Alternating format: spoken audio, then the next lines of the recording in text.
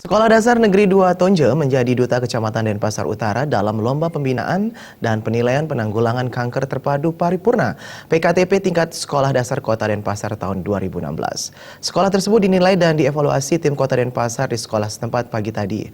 Rombongan tim evaluasi tingkat Kota Denpasar diterima langsung Kepala Sekolah, Kepala UPT Distrik Pora Denut, perwakilan pemerintah Kecamatan Denut, guru pegawai dan juga siswa.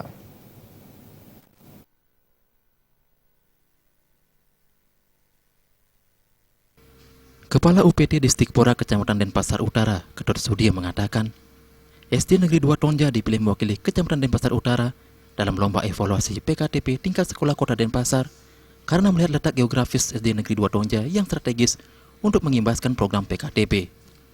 Animo dan semangat guru dan siswa mengikuti lomba cukup tinggi, serta dukungan atas faktor lingkungan dan kantin sekolah yang memadai.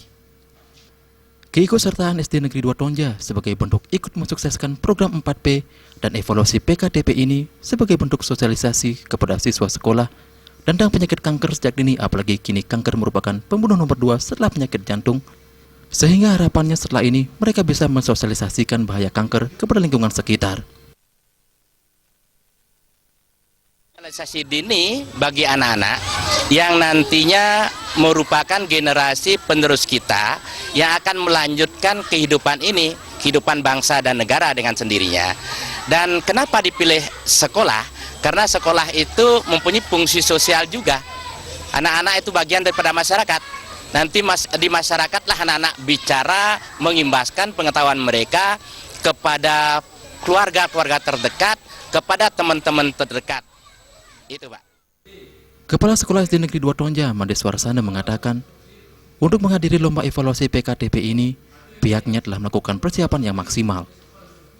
Diawali dengan sosialisasi, serta selanjutnya mendapatkan pembinaan dari tim pembina PKTP Kecamatan dan Kota Denpasar.